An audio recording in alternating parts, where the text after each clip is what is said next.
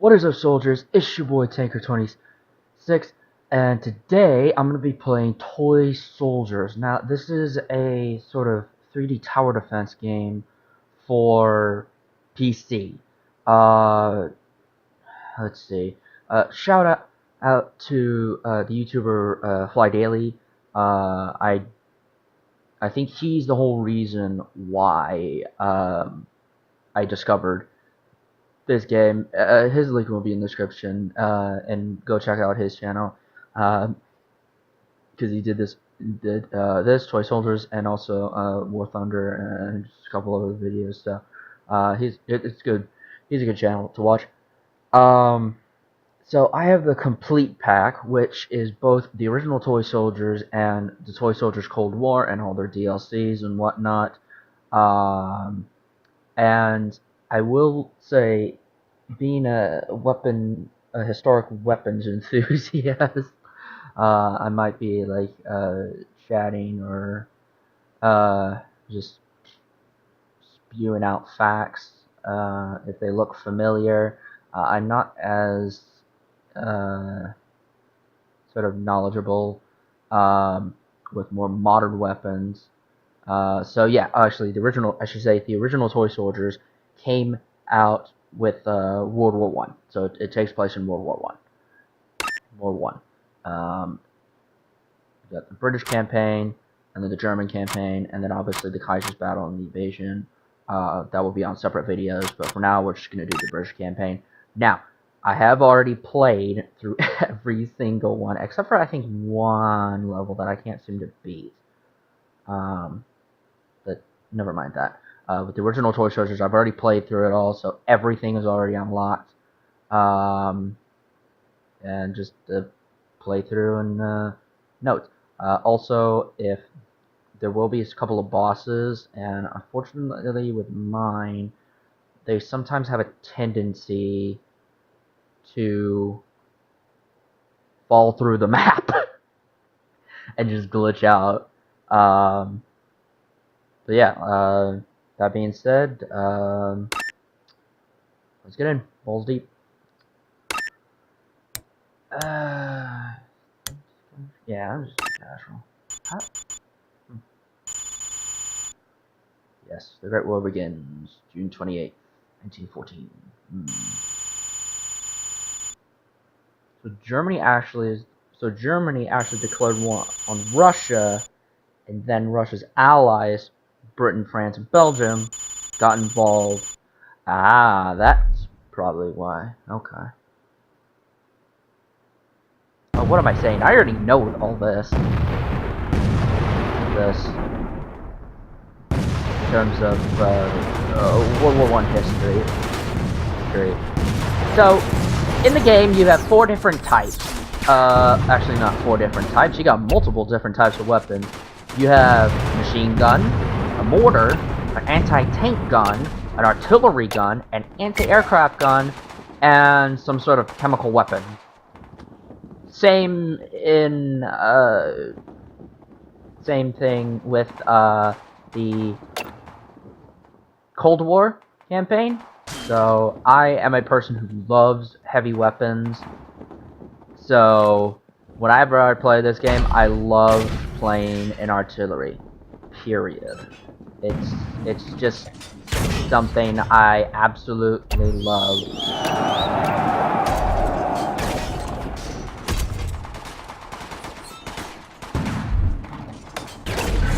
And you can also upgrade them, and they will actually take damage, so you are going to have to repair your turret.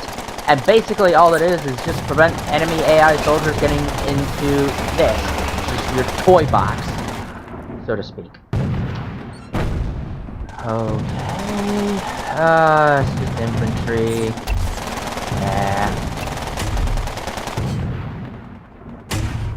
Mortar or 2 there.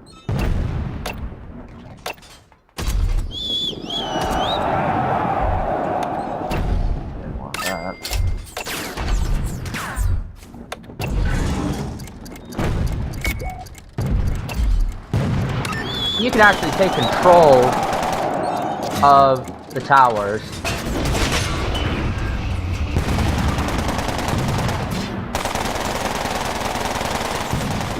fire.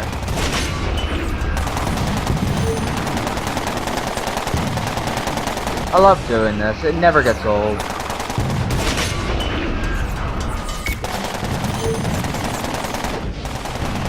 Just like on the Western Front, baby. That's for sure. Oh yeah, and for us, well, at least for this version, also with the Cold War campaign, there's a turbocharge. So if you do enough damage in a short enough period of time in a certain turret, it will be supercharged, and it is deadly, especially if you supercharge the artillery gun. Oh my days! That's a lot of damage. Oh, also, there are certain, like, destructible things that if you blow those up and destroy them, you'll get a crap ton of money. And I think those were all sandbags. Yeah, those were all sandbags. Also, I'm holding down the right mouse trigger, which also gives me a different type of shell. It's kind of like a grape shot, if you will, if you're familiar with shotguns. With the artillery gun, it's way more effective against infantry, and is actually pretty good against moving vehicles. So, but obviously, if the AI are controlling your gun, you don't have that ability. Now, there was also the option of putting barbed wire in it, but I can't seem to find that. So, but it's not like I've ever needed to. So I usually just take control of an artillery. They're screwed. Most of the time, unless I have to switch out the artillery guns for an anti-aircraft gun. That's the only time that it might be a little less effective, or the fact that I have to switch them out numerous times. Because if you look, the artillery and the anti-aircraft guns can only go on these big square ones, whereas the mortar, anti-tank gun, machine gun, and the chemical weapons can actually go on these smaller ones. The artillery guns and the anti-aircraft guns can only go in here. So that's why that's why you might sometimes have to switch them out. Now, you will go against multiple different types of enemies. For right now, it's just infantry. Next up, not this infantry wave, but the next infantry wave will actually have cavalrymen on horses. And for World War I, this is very accurate. This would be typical for the World War I era. They would have such a thing. And next after that is armored cars, which, again, during World War I was a thing. They did have World War I. They had armored cars. I can't remember like any specific names of any particular given armored cars. I'm more into tanks, some aircraft, and warships, and certain artillery guns. I will obviously on occasion have to look up their caliber, just to see what caliber gun they are, because I look at them like, yeah, I don't know what that is. Like, I can't tell the caliber straight from just looking at it. With a tank, it's a heck of a lot easier that you can tell, you know, this tank is this, and that tank is that. And this warship, well, actually no, warships are even easier than that of either tanks or aircraft. So, yeah. How can that artillery gun not in the back not reach? Okay, last but not least is the armored cars. I could update my machine guns and my mortars, but like in this early level, as long as I have, well, actually no, because I have the level 2 and level 3 artillery guns, I naturally actually just don't bother. And you press left click shear. Nope, that's it. So yeah, easy start and introduction. That artillery attack is the consumables. You just press the left control mouse key, and whatever control that you get is what you'll have. So, alright, let's continue on, because World War I lasted more than just a day. Let's see, about 4 years, I think it was. From 1914 to 1918, I believe. Correct me if I'm wrong. Yes, so also, this will come later, but we do actually get vehicles that you can actually control and drive. And yes, there will sometimes be enemy gun positions that you will have to take out in order to put your own there. But it's not that bad. It really isn't. Okay, so instead of doing artillery straight away... Actually, no, I'm still going to have to do the artillery because I have to do that. We got that. Put one there. Mortar here. Put a machine gun here.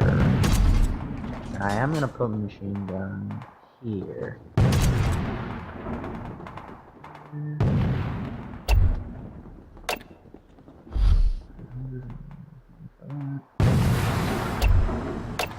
Go mortar position. Because we will have vehicles, like tracked armored vehicles later on. So I think that's good.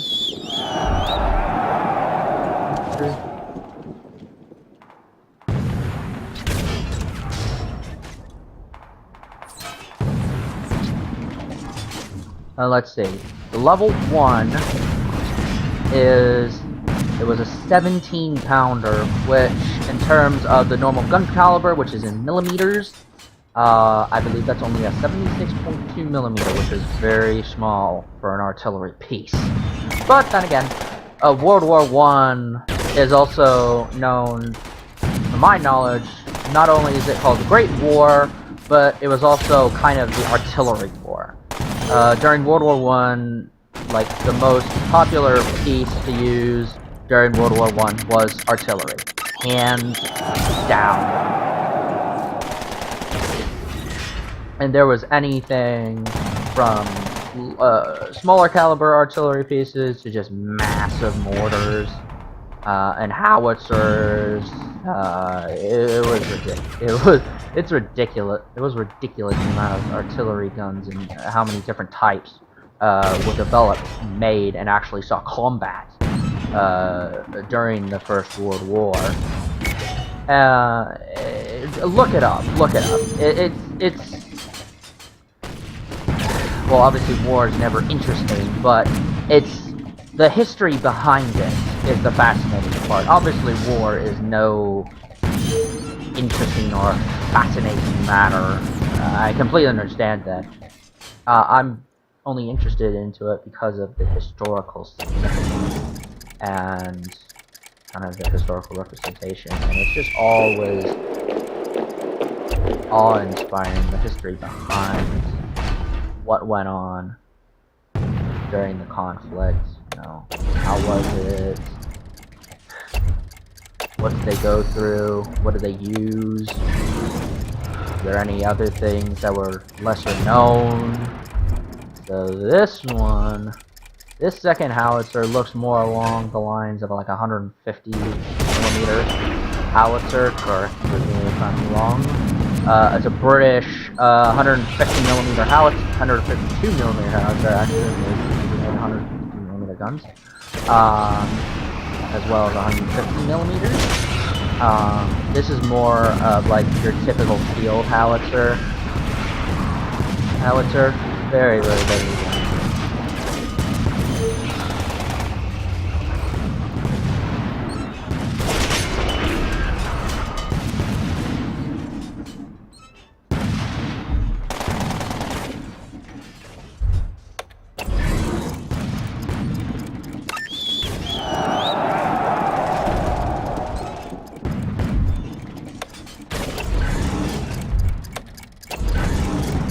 Oh, I forgot to mention, there is this sniper tower that you can take control of, and it's just basically sniping infantry, but I would not recommend, like, you know, So like this. Then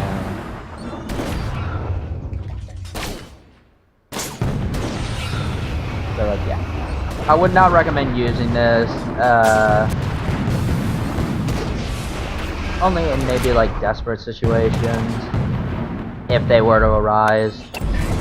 Otherwise, please don't bother with them. It's not. It's just no. 37mm.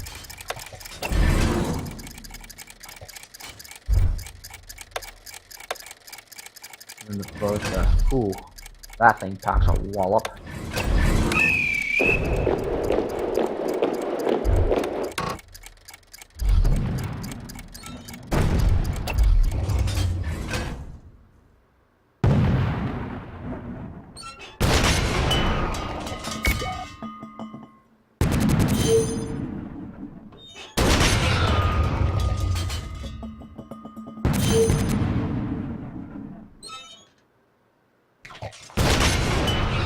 This is just filthy spawn killing.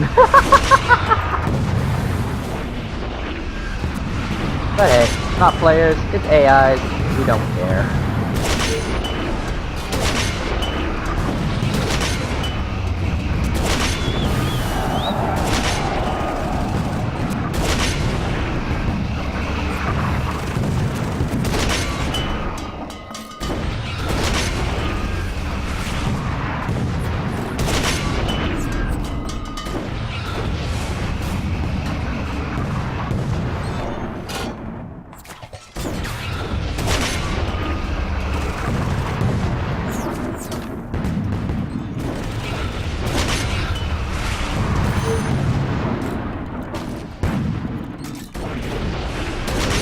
Cars must just definitely killers.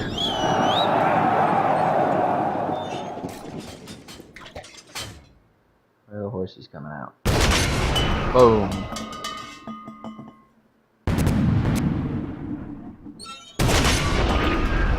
Oh wait, is that?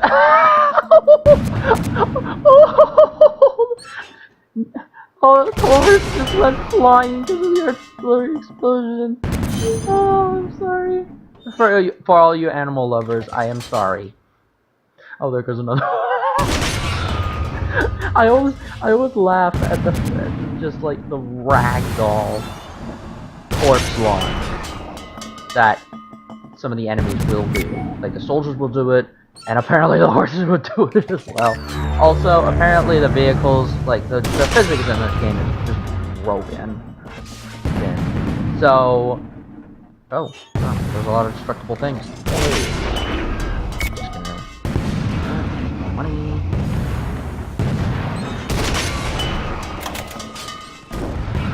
But yeah, the physics are broken in this game, because whenever I hit a vehicle, the vehicle is flying. Not just, you know, explodes into a million pieces on the spot. Maybe goes flying, and maybe its pieces go flying, but not the whole solid vehicle goes flying. I mean, how is that even possible? I'm just destroying everything in the background because if you do that, it'll give you extra money. Oh, we have a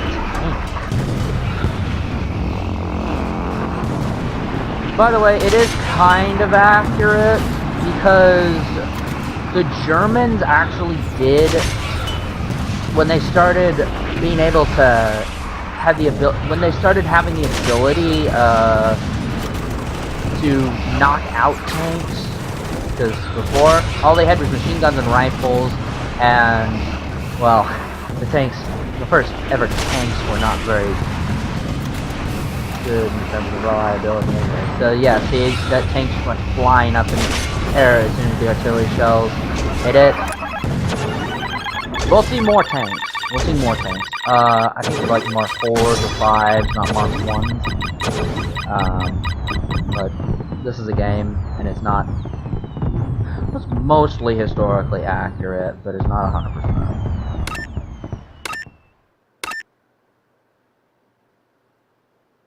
Oh, are we going to be doing planes?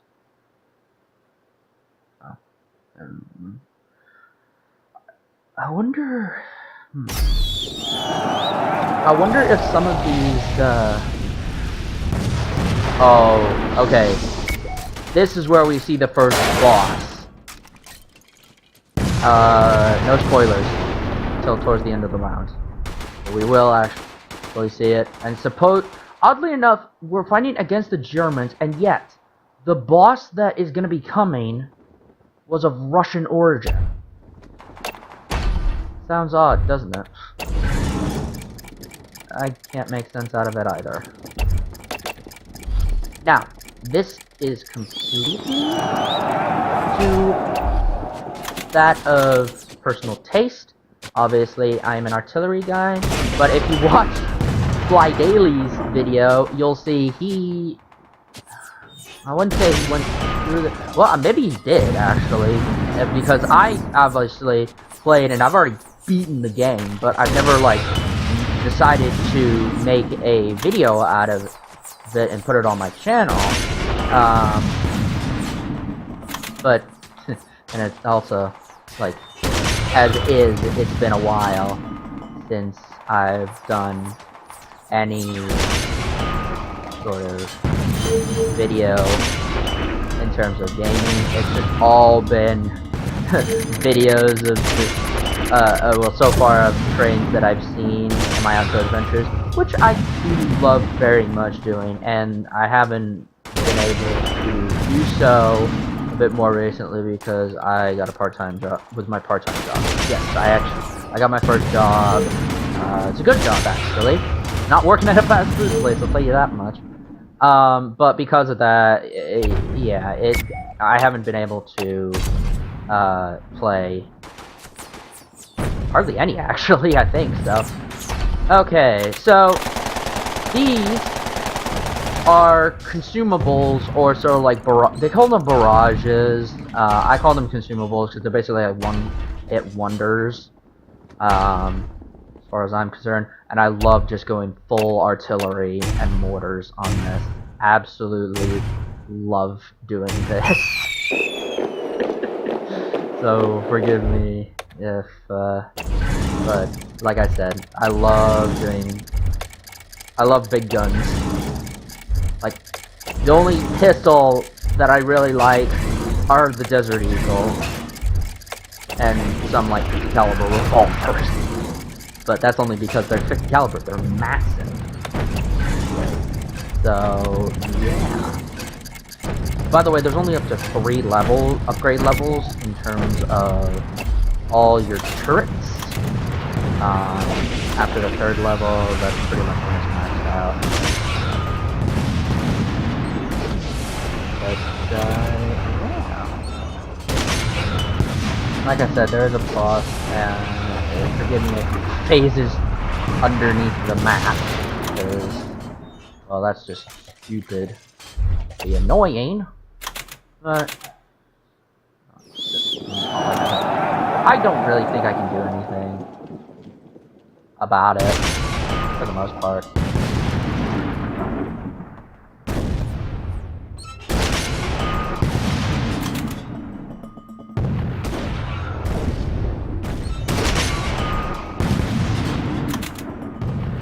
And I would recommend that if you have the game and you do the game, I would recommend you do this. Just have multiple other guns firing at the AI enemies, and having one gun, preferably artillery. Machine guns do not do anything to destroy buildings. Artillery is where it's at in terms of destroying other property and buildings and whatnot. Destructible items, pretty much, and get extra money out of it. Like, as you can see, I would not have 16,000 in-game credit if I wasn't blowing other things up and destroying them. I wouldn't have that money. So I would recommend you do that because it is handy. The extra money definitely comes into handy, 100%.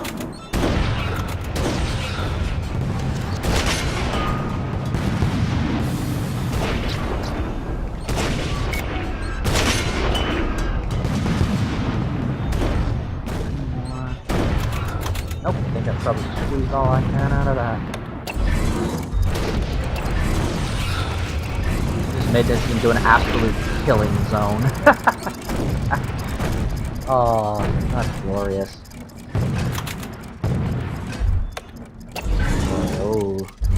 Bertha. We're gonna see Bertha. Big Bertha was originally made by the Germans, but obviously the British in this game have their adaptation of it. It's a 240mm howitzer. Oh my god, that thing was massive. Supposedly it can penetrate 10 feet of concrete? And World War I was very much a war of artillery and bunkers by then. Trenches, fortifications. That was the thing back then. These armor cars don't fit the shit. Because now I got our thing of birds. Like I said, I went through this before the complete game, so I have every single thing unlocked, so I can literally just upgrade everything to its maximum level and just make it look so easy. That's why I'm repeatedly warning you that if you buy this game and you play this game for the first time, you will not have, well,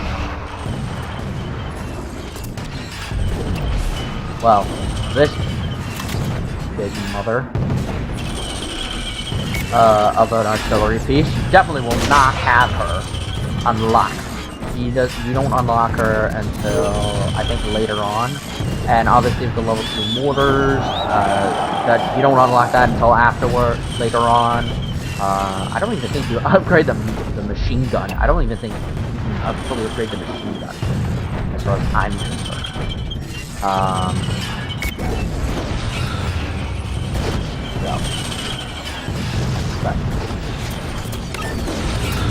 And I'm going. So this one is kind of special because it doesn't give you like a damaging barrage or another way to damage your enemies that's gonna like almost instant kill them.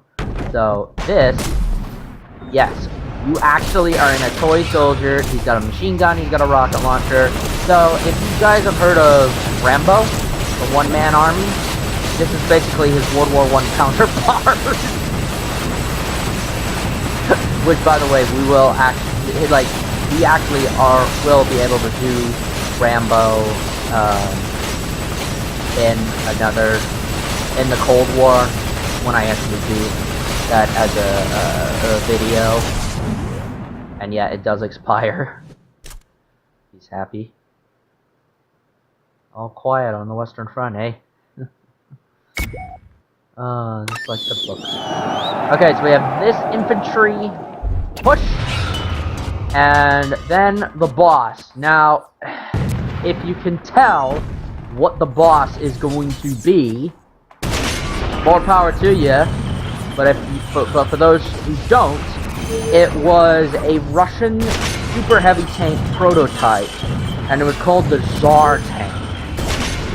Now, this thing, you'll see when it comes out, this thing had two massive-sized bicycle-like wheels, and a sort of steam-powered roller at the back to get it through muddy terrain.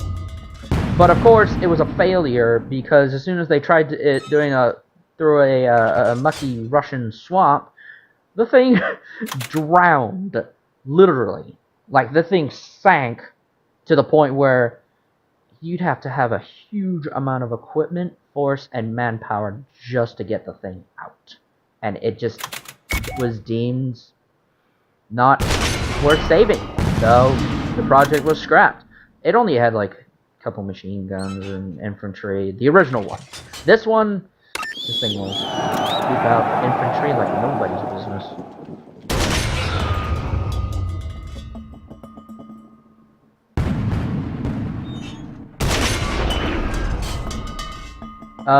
Actually, one more thing. phlydaily failed to mention this. Actually, no, he probably did in a later video, but he didn't, certainly in the first one. So, when you click to fire, if you hold that right trigger, you actually can see and follow your shell and actually control it. Only for a brief second. So there she is. Two massive bicycle wheels. The middle compartment is for infantry, and basically machine guns all around it, and yeah, pretty much. That was tank design back in the First World War.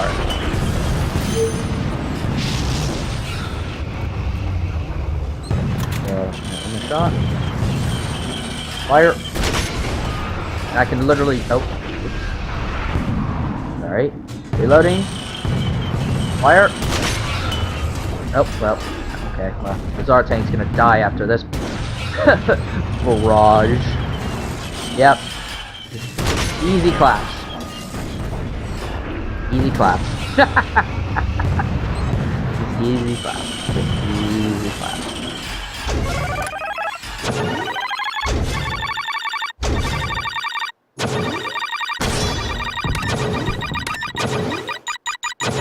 Moving on. Oh, yes. Okay, so this is where we get airplanes.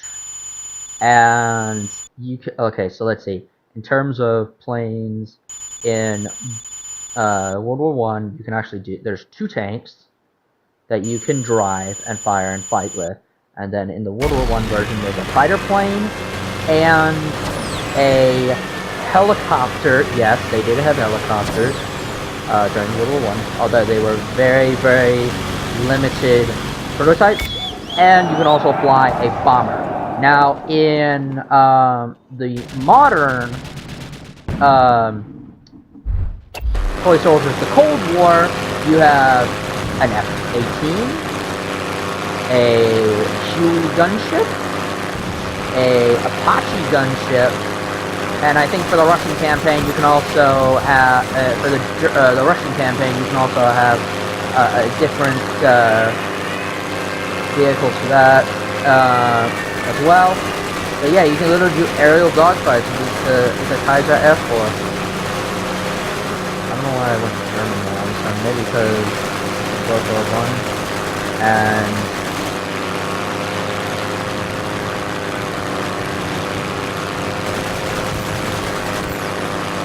this is very sensitive. I haven't fine-tuned my settings.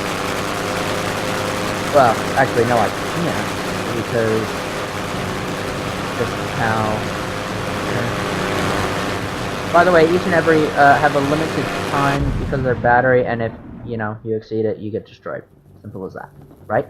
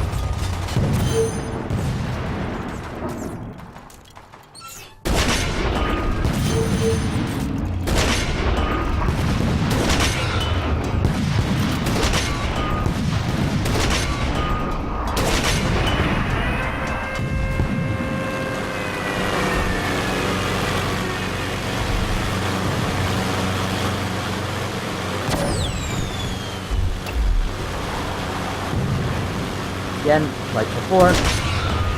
Yeah, spare artillery piece. You destroy items all around the map. You get extra money.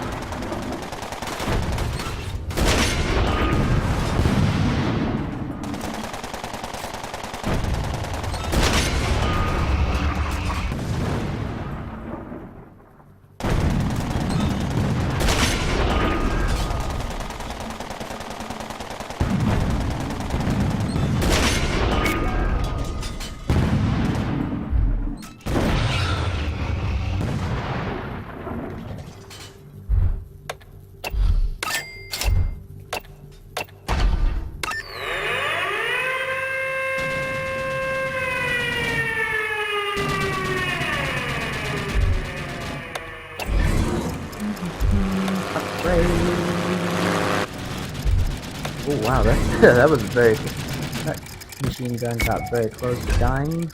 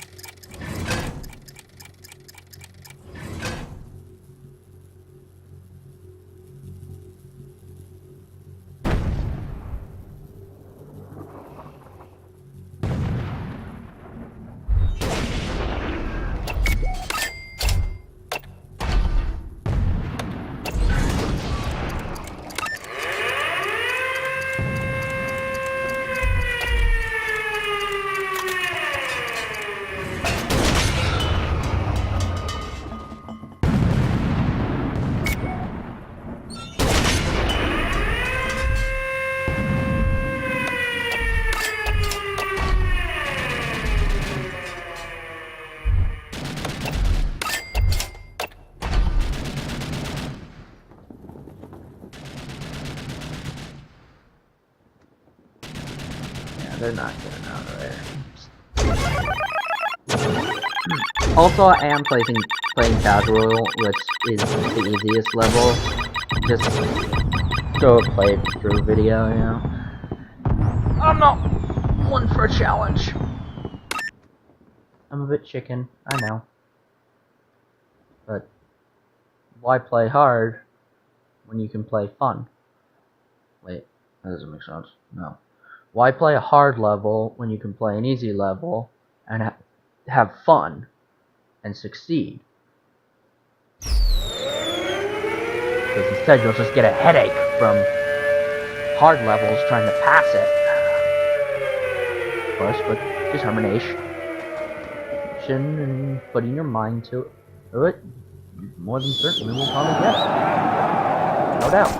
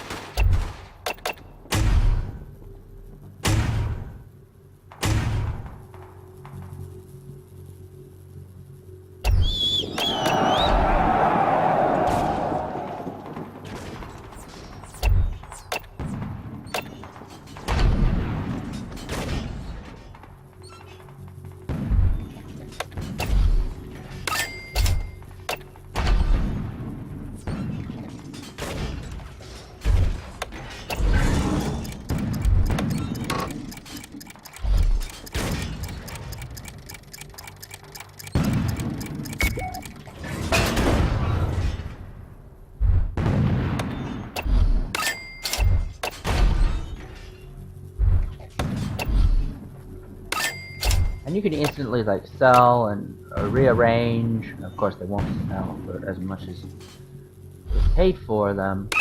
Do that.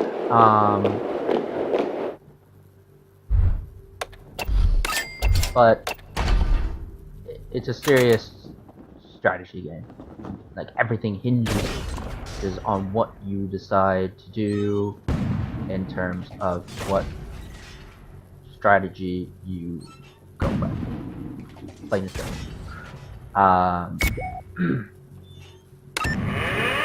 Aircraft could be, you know.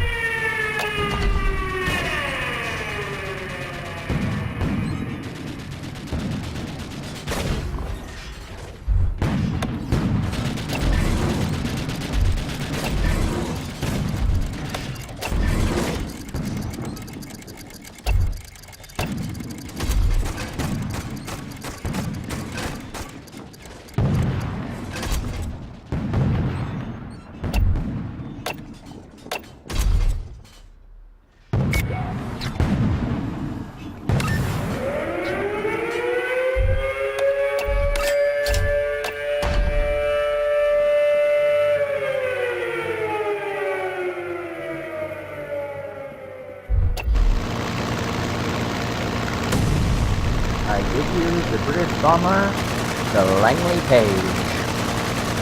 We're gonna go up against some German Gothic bombers, which are pretty much the German equivalent to that of the Langley Page.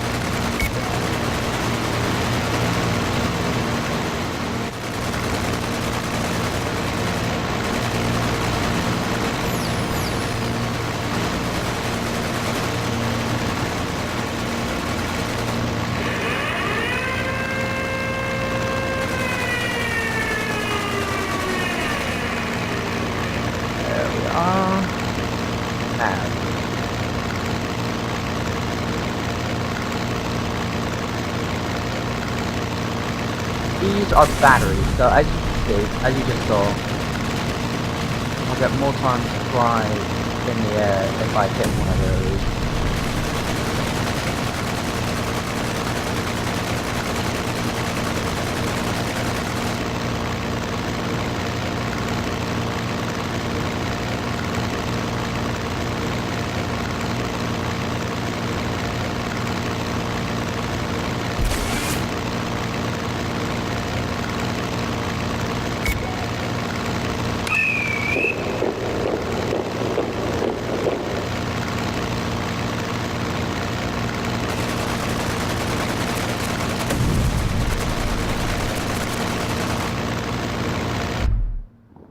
Oop, didn't mean to do that.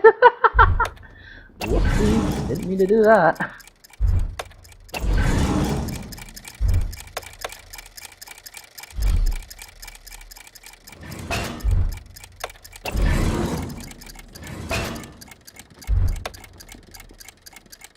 God, where is he at?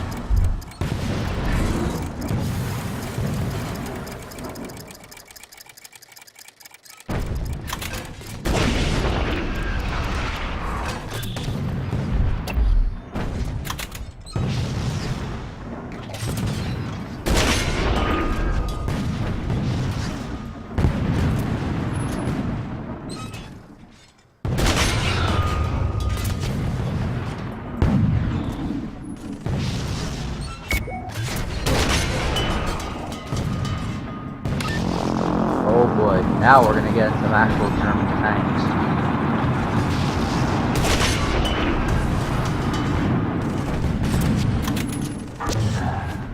So, I don't know what these necessarily are. They're like armored trucks on 4 sets of tracks. So, this vehicle actually did exist. What on God's name it's called? Or I think it was an armored personnel carrier. Maybe. Or maybe it was like a really, really early adaptation of a tank. I don't actually know. Because I believe this vehicle was just prototype, and that's it. The war ended before it really saw service. Yeah, it's an armored personnel carrier. How can I know? Because tanks will take a couple of shots from an artillery piece to kill, but this is taking more than just a couple. And that means it's an armored personnel carrier because they have more. Go to this artillery choke points. They'll have to funnel they'll all have to funnel their way through here. And so if you just zero in your artillery into that middle section right there, oh boy, are you golden.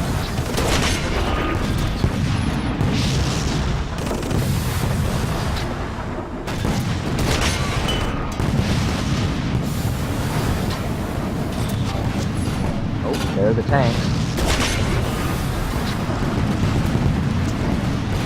Enemy tanks, surprise! Fire! Destroy. Destroy.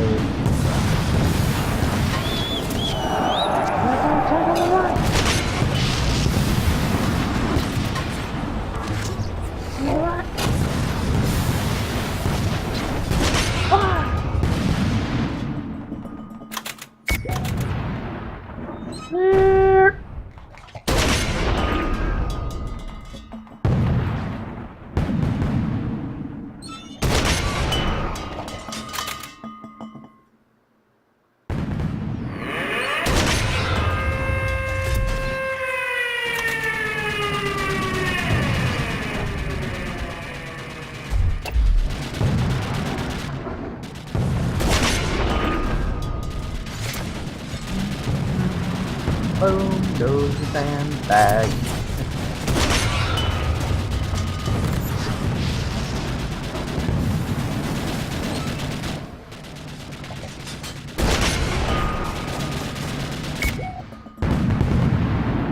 Oh, also another note. If you let the AIs shoot and control the guns, the more rounds you let them do it, the more accurate their fire will actually get. So like they're already accurate as is, but if you leave them and you don't take control, I think it resets if you take control of a certain weapon. And then leave it back to the AI, you know, the good accuracy resets, because of it. That's how it is.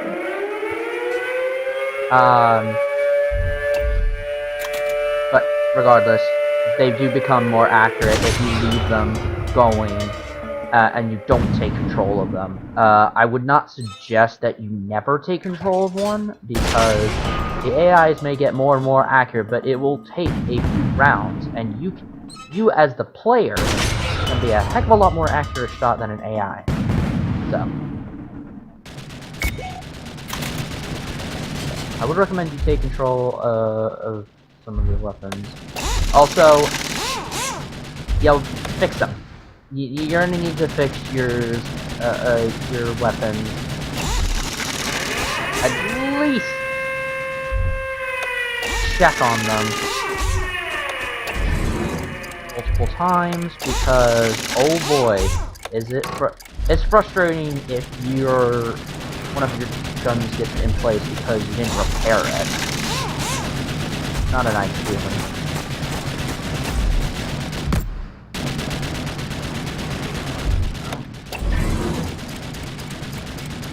That's pretty good.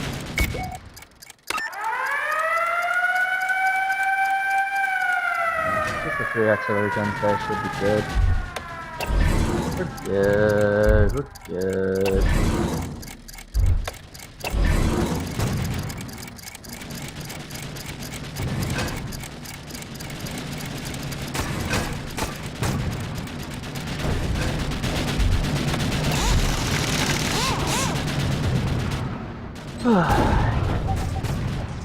Oh, one kill. Oh, that's gonna be nothing by the time you're finished.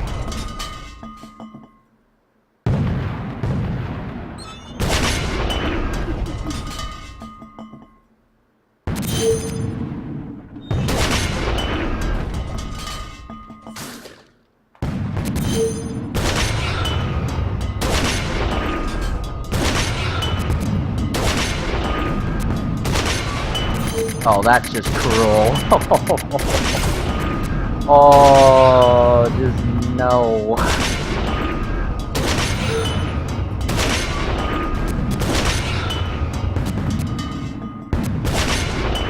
Is there gonna be anything left? Oh, I got 100! I've never gotten to that times 100 before. The barrage. That's just cruel. Oh my days.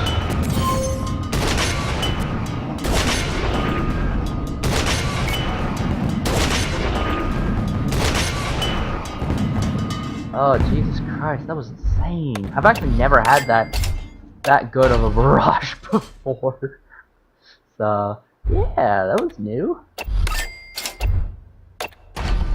I'm just gonna full AA mode. This is the last one. I'm gonna just do it because why now not?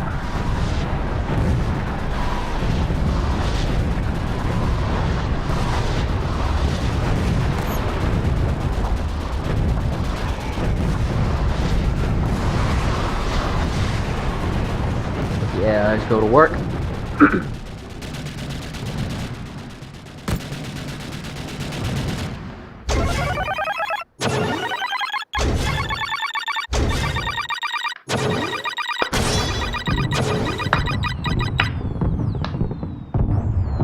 That's how it's done. Oh, God. I do like this game. Because I do actually like tower defense games in general, but I've never had, like, a tower defense game like Toy Soldiers. That's why I like it so much. Okie dokie. What dollar? Oh, this one. This one.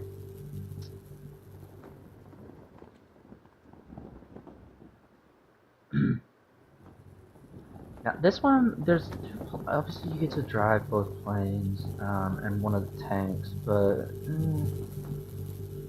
I just kind of don't see the need. I kind of don't.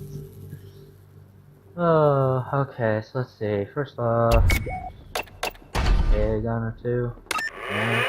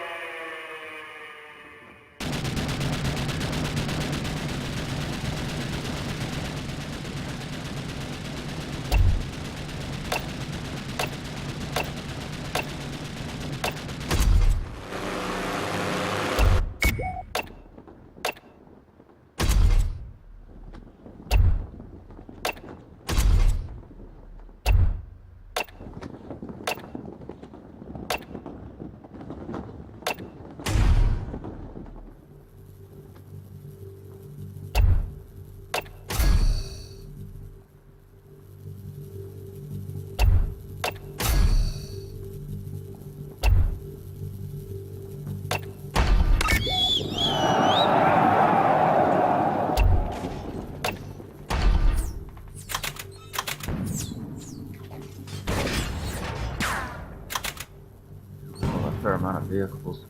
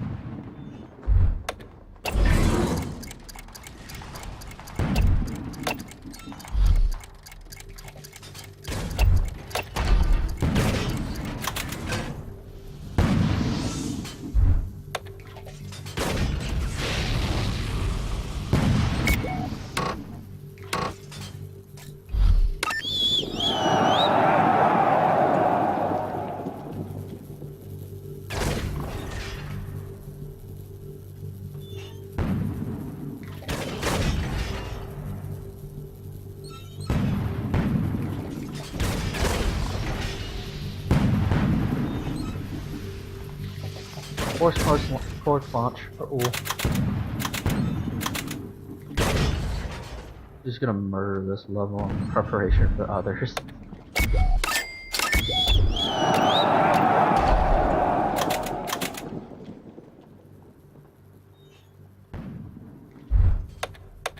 This level in particular, I will definitely be swapping in between artillery guns and anti-aircraft guns. Without a doubt.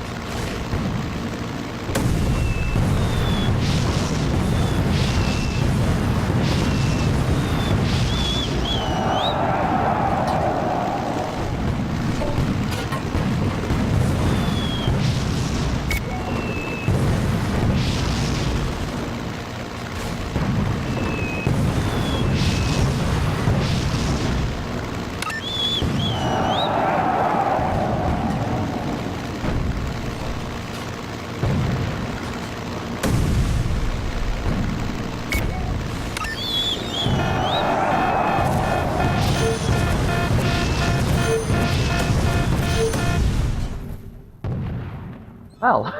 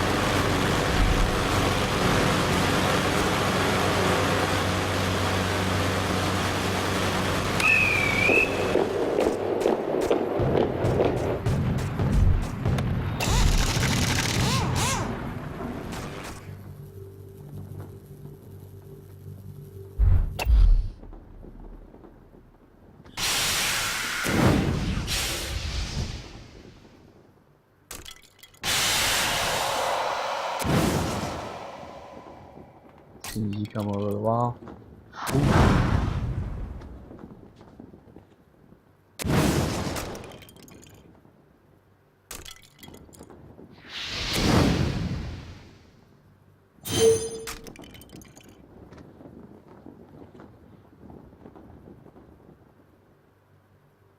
Let's see, the Germans were called Huns back then, so burn Hun! Burn Hun! Oh.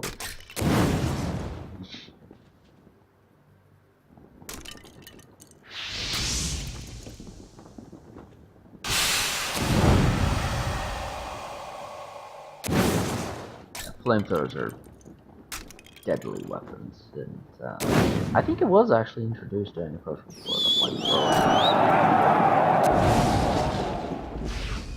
You still have to have a big thing of gas on your back. Big tank of gas on your back to ignite it, so if you got hit in the gas tank, you burn alive yourself. Which is nasty, of course, but war in itself is nasty. Dirt. Like,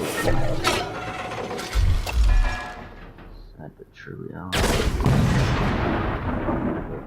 Let's take what? It is 17 pounder, which is a 76.2 millimeter.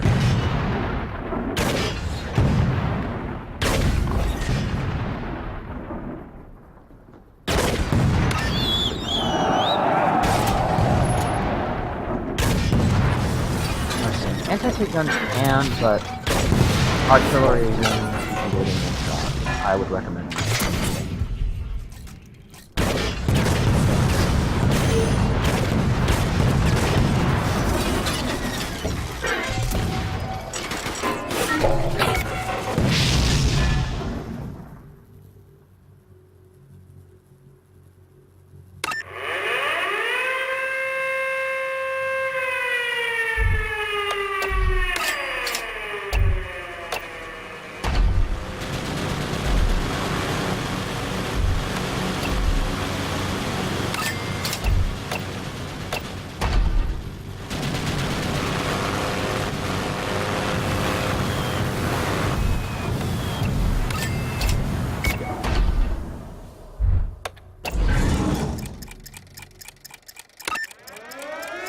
Oh, right.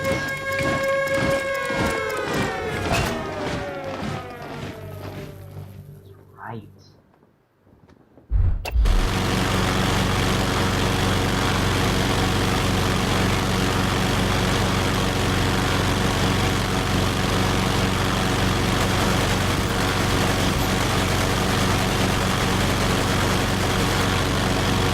There is he.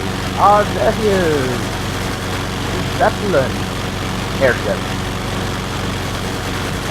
What the Germans called them, Zeppelin.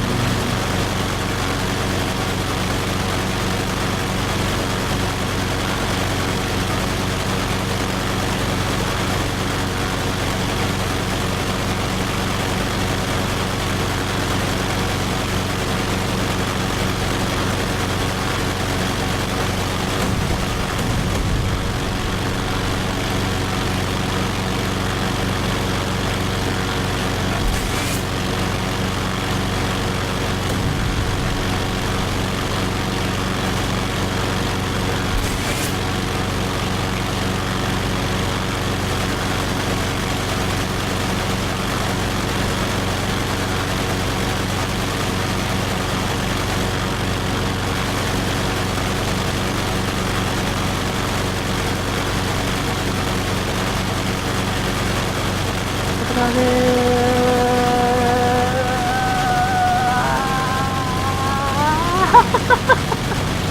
excited. Oh god. Oh, ouch. Ouchie.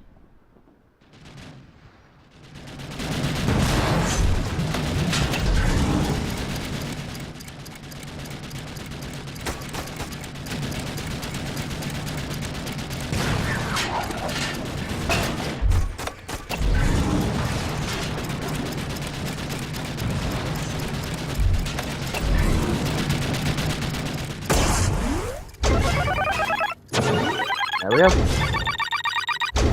Yeah! Fun. Fun game. Ah, my favorite part. One of my favorite parts. I think it's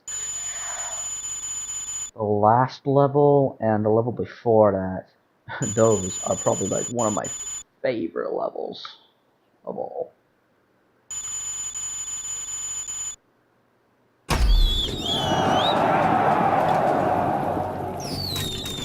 Now, as with the planes, this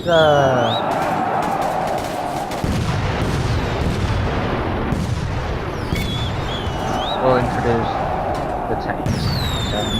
What I mean by tanks are things that you can drive.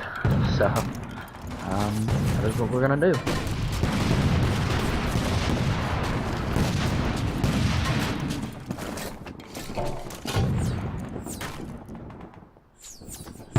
And the tank is the British medium tank. It is Big Willie. But how you doing, Big Willie? You good? Good.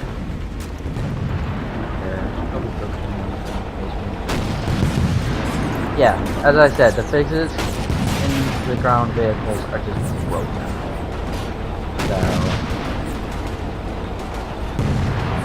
So very glitchy, very broken. I'm just don't. This is how my PC runs. I mean, I have Windows 10 on this thing, but no, it's whatever, really.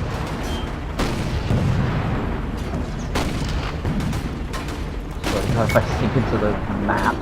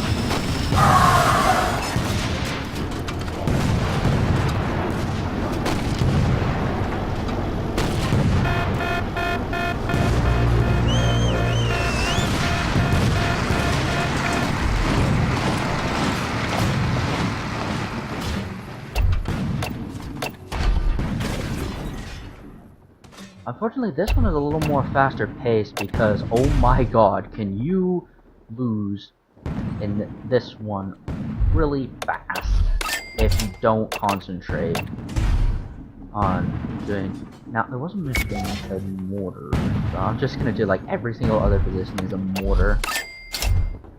Sure. No, this is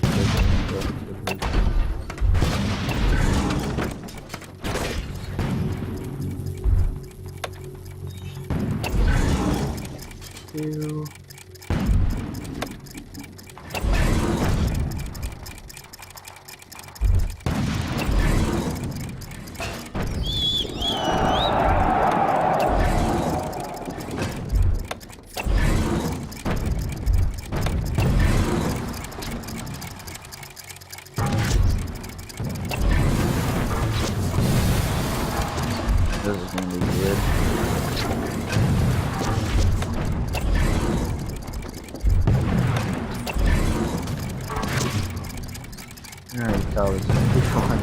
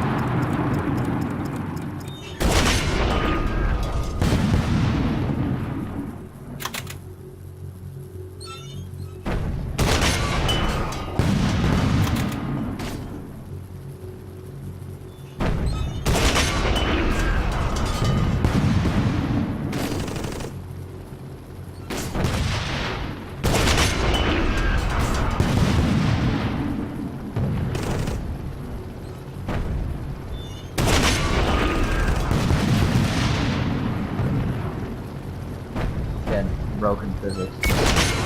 Now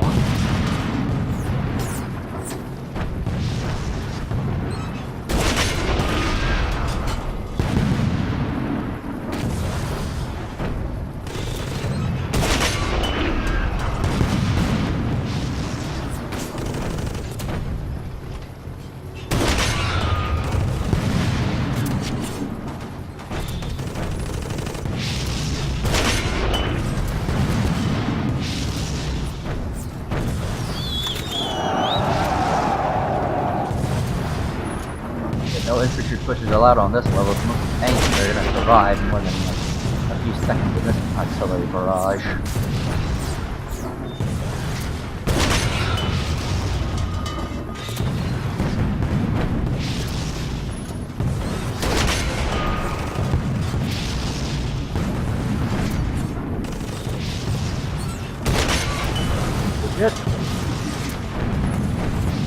It was pretty much a slaughterhouse. That's why the World War I was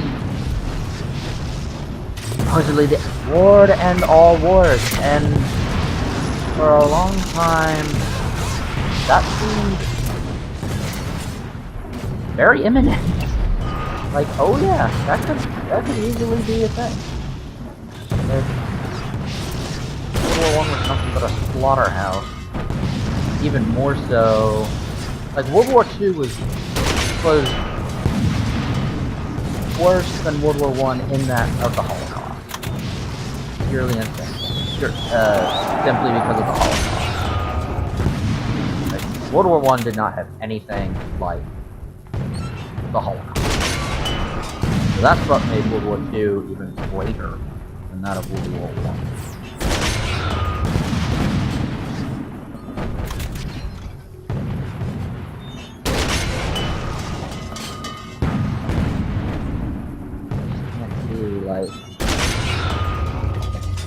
Yeah. Also, they introduced chemical artillery shells and area bombs. And World War I was pretty much the first time that we had a war with machine guns. It was the first war that we had with tanks, planes, and aircraft carriers. And during sea battles. Well, I mean, there weren't very many sea battles, if I'm honest. Capital ships back in those times were so expensive that they were just all the world powers were just scared that they didn't want to lose them because, well, it's like losing one of the Nimitz aircraft carriers for today's world. Super duper expensive. That was the same thing for pretty much the world's nations with their battleships. They did not want to lose them. If they did, it would have been a serious economic loss to that country. Trade.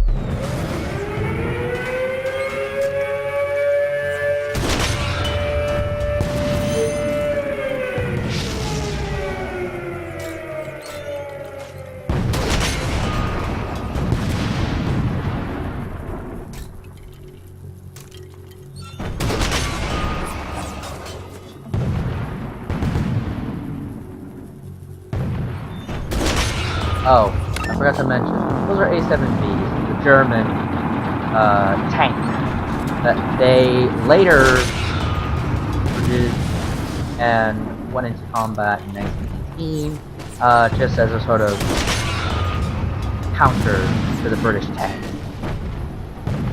And, albeit, it was actually not a bad counter. It was a pretty worthy adversary of the Mark V tank. So,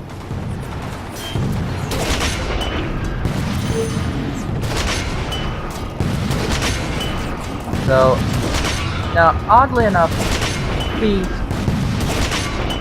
tanks in World War I are actually separated by gender.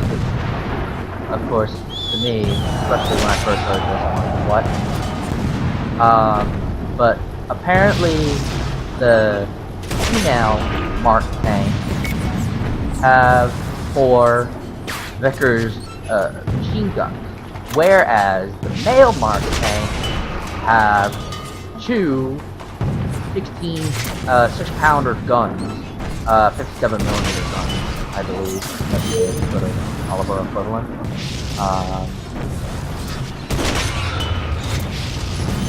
And it had 2 of them, one on each side, in response. And unlike later World War II tanks, World War I tanks mostly had their guns in pontons, basically on the side, and they can only traverse from one side on that side to another, instead of a fully traversable turret, which is what you see with tanks from right after World War I to today. And the first was the French FT Renault. Unfortunately, they don't have it in this game, which is kind of odd that they don't have the FT Renault in the game. It would have been a nice addition to it. It's whatever.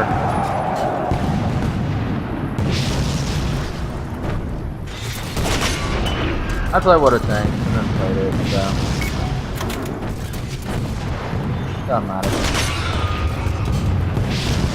What would have been really cool is that, like, the 100th anniversary of the tank, we obviously got that again with the armored cars. But I think it would have been really nice if we were able to have, like, actually be able to drive in World War I tanks, so not only the F-17, but also, I'm talking like tanks like the A7B, if we had that, or if we had the Whippet tank, which also had a 75mm, and just basically have, you know, like a 5v5 tank attack match on a World War I map in World of Tanks. That would have been sweet if we did so, but of course they didn't. And apparently World of Tanks console actually did have that sort of thing, so jealousy as natural. Naturally I was jealous. I don't have PS, I don't have PlayStation, I don't have an Xbox, I'm not into console games. I'm a PC gamer, through and through. Although, I am particular when it comes to my genre, if you will.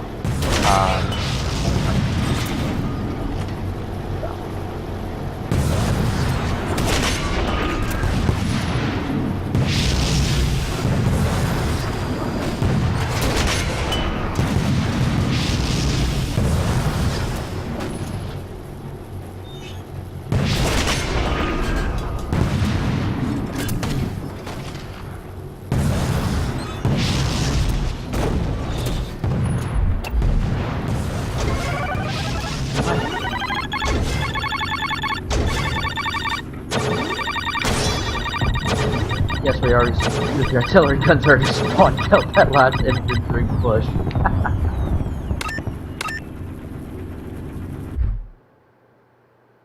U-Day. Actually, no,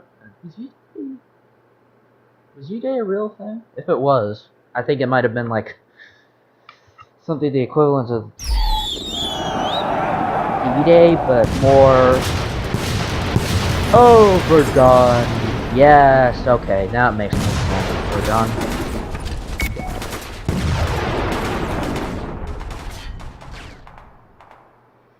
we're done. Supposedly, it was a very, very sort of pinnacle engagement from my knowledge.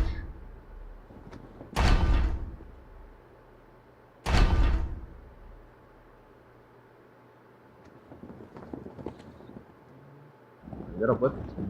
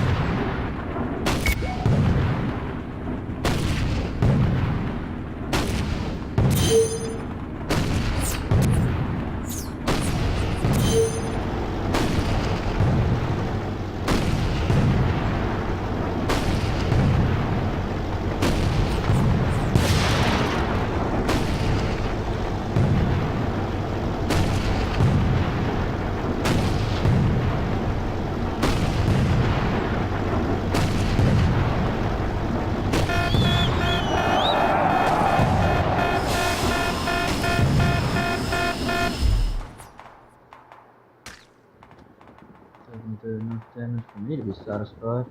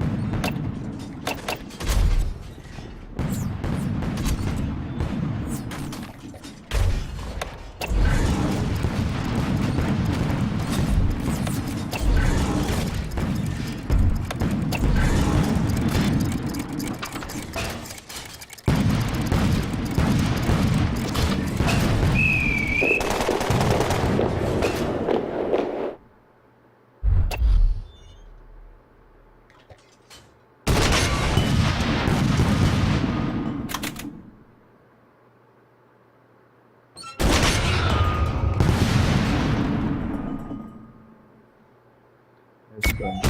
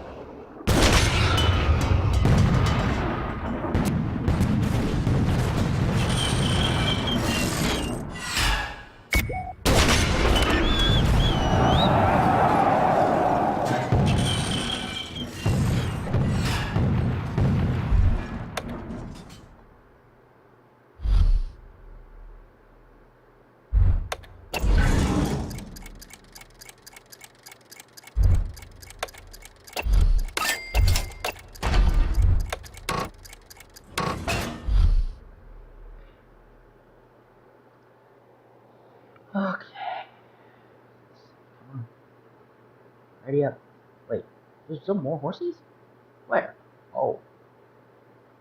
Ooh, followed up by a couple of tanks. Oh boy.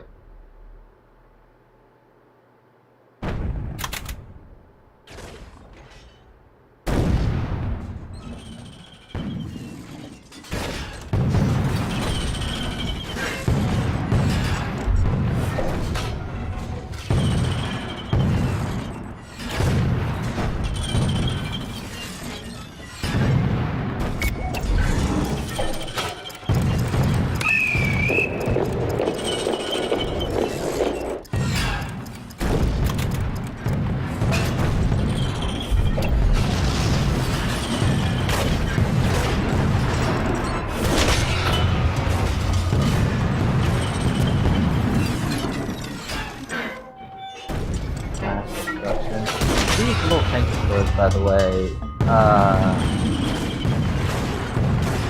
I don't think these things ever existed as far as prototypes. Maybe they existed in terms of like drawings or blueprints, but that's probably as far as their development got because, well, tank development didn't come until later in the war. So, yeah.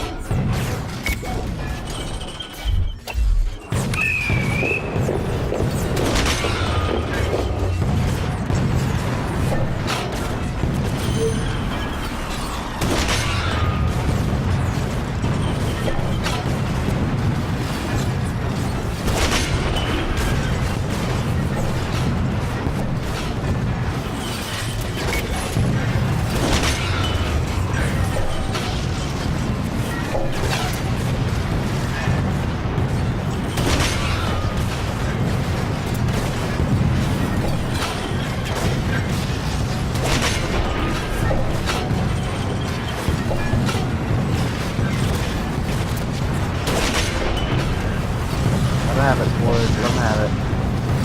Somehow. That's what they're saying, yeah? You know, give the enemy hell.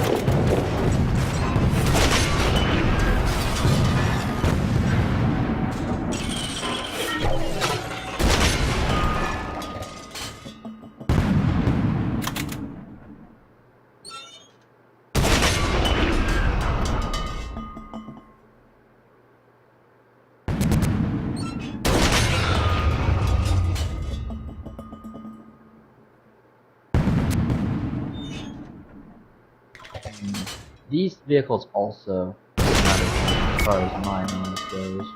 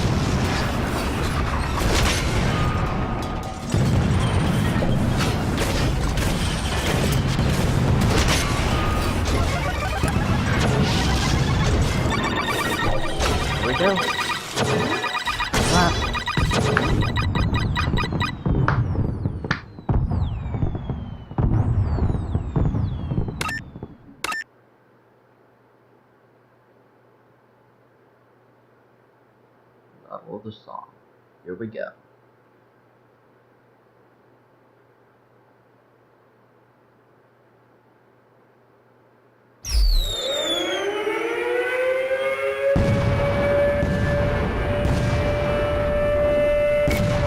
Okay, Bell of Anston, 15 seconds. Final act of the song. Battle of the Song. Ooh, doggy.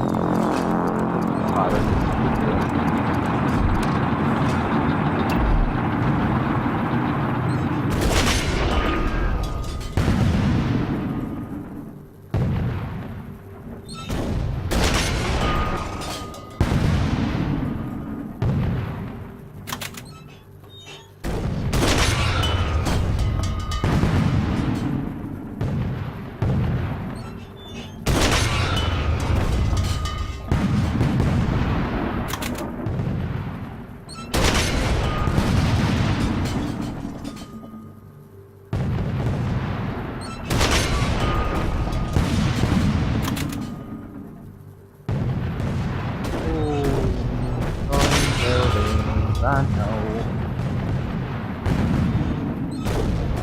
But let's face it, in World War One, especially the French took a pounding against their land just to fix it after World War One. How much damage is actually done to not only the French, but also to like the French landscape and the country itself. It destroyed the country during World War One. It was ridiculous. Fired up massive effort for just to fix it.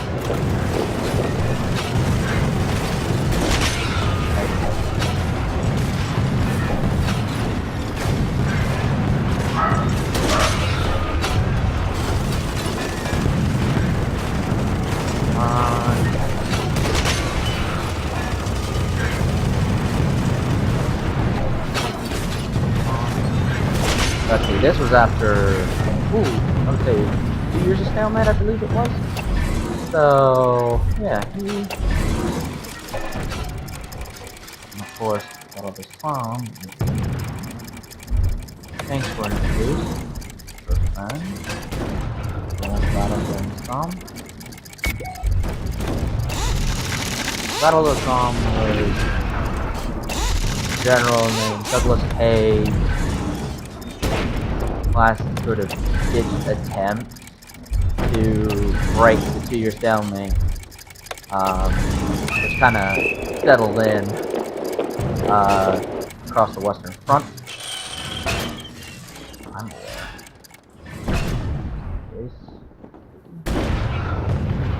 Oh, that is.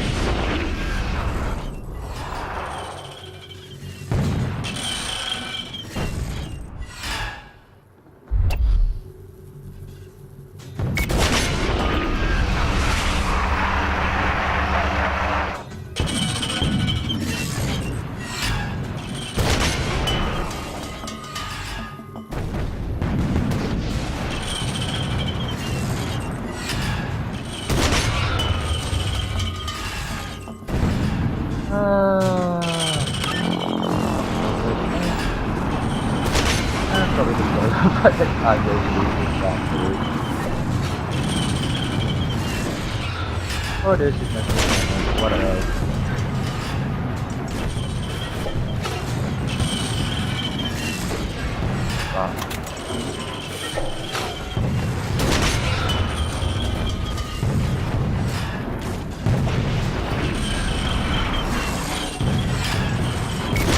Come on. Baby, see that barrage. Okay, so see that little red star? That's how you get the barrages. You have to hit it when controlling. So you have to be controlling the turret and hit the enemy that has the star above it in order to get the barrage. That's how it's done.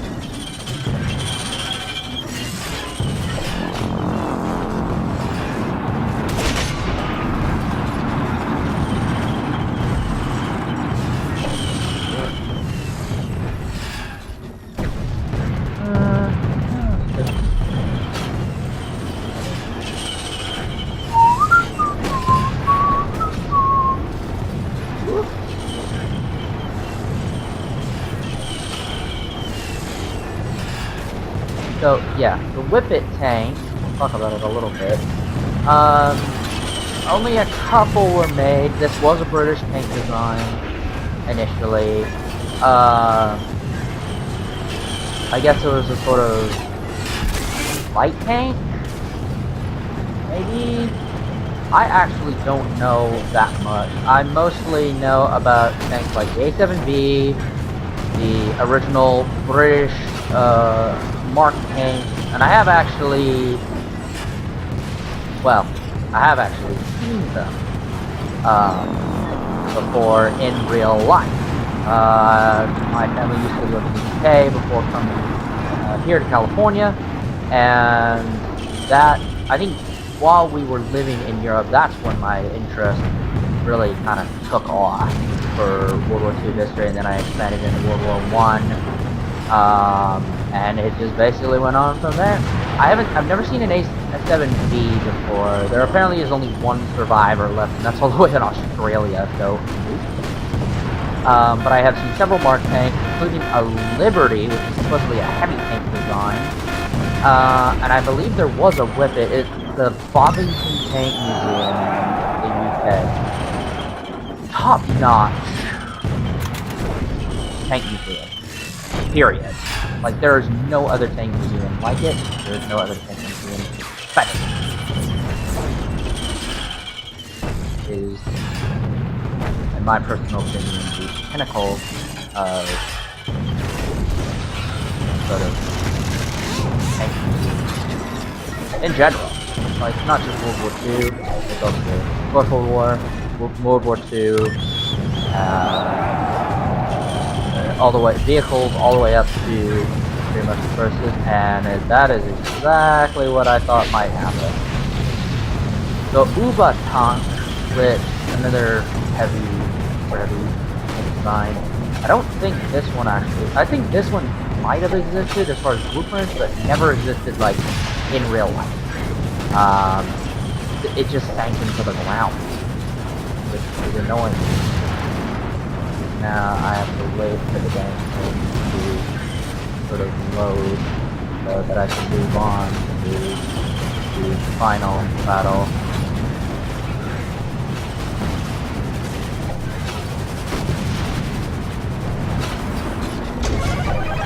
Oh, come on. Look at it. Oh, okay.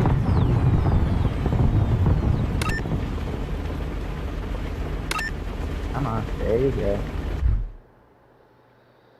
This is a 3D game. Heats up my computer like hell.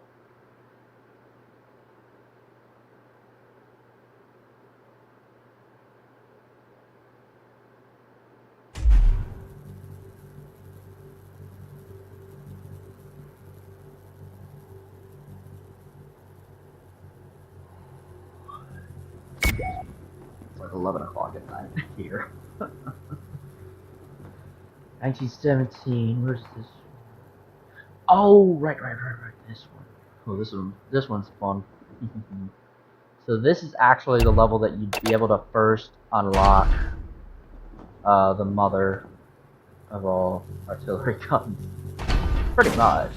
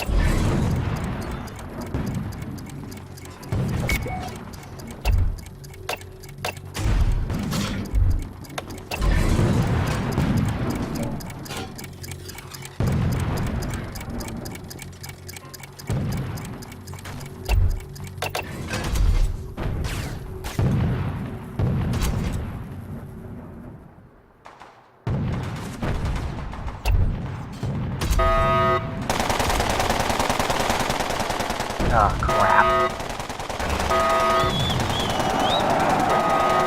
No. No. Not taking that. Nope.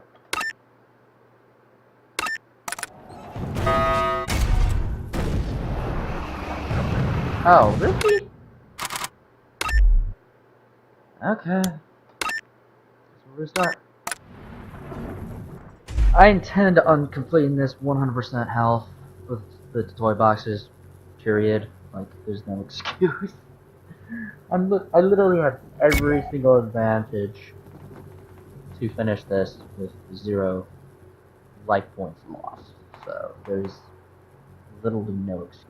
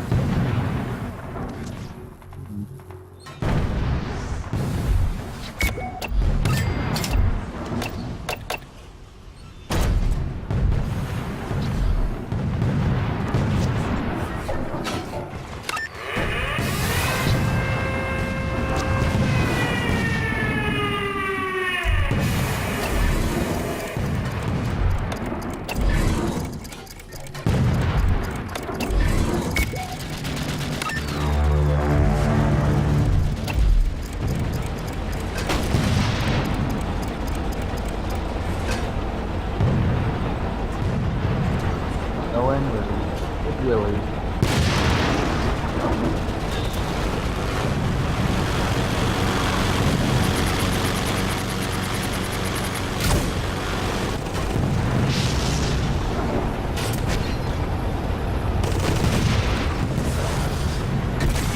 And absolutely terrific.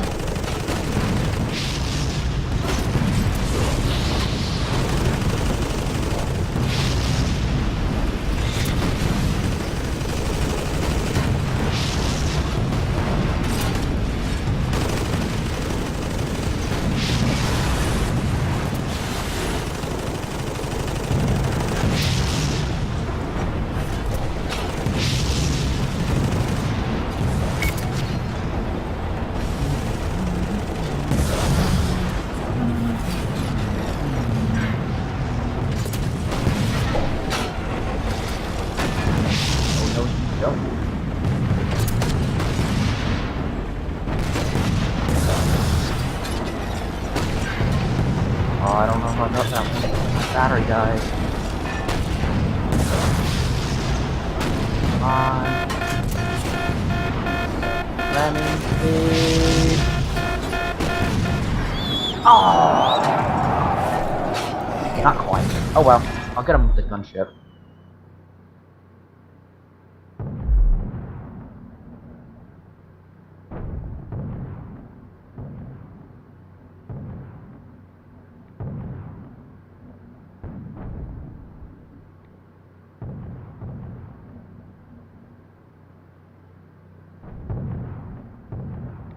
Come on, come on, come on. There we go.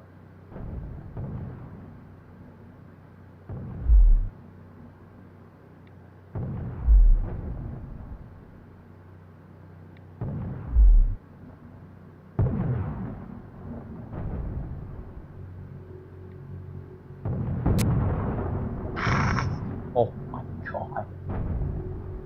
That's just no.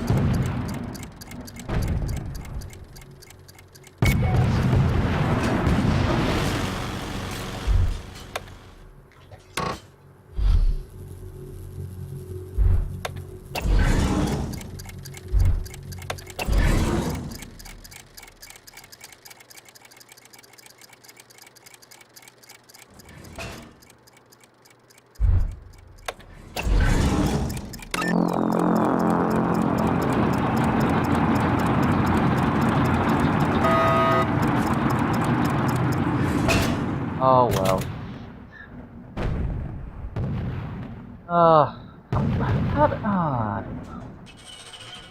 I don't know.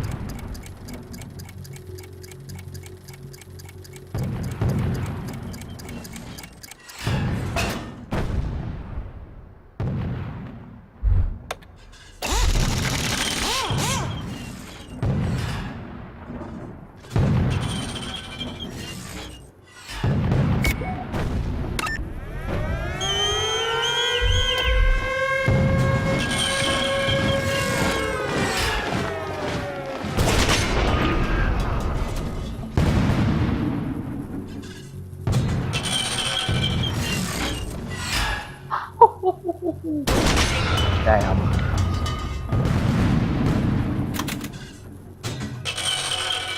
Oh, that was great there, mind you.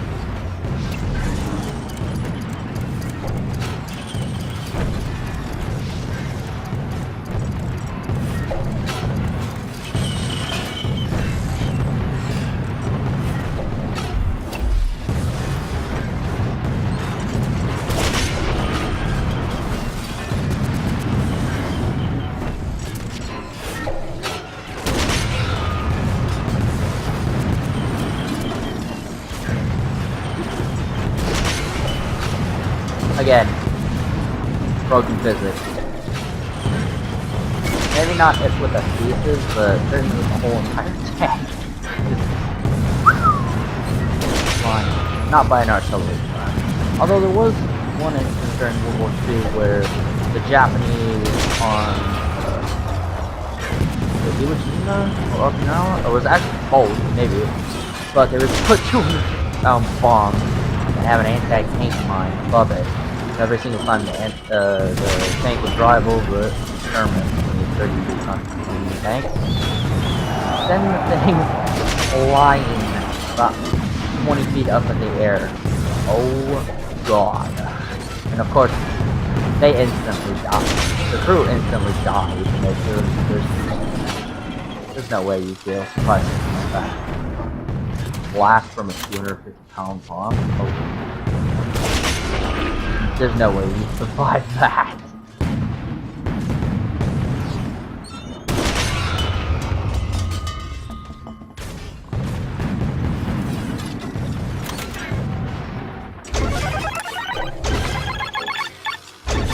There you go.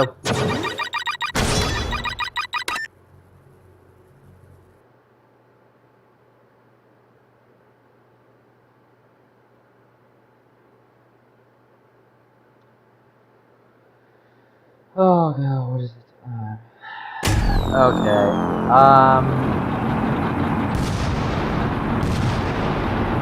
You know what? I'm just gonna leave this on a cliffhanger, actually.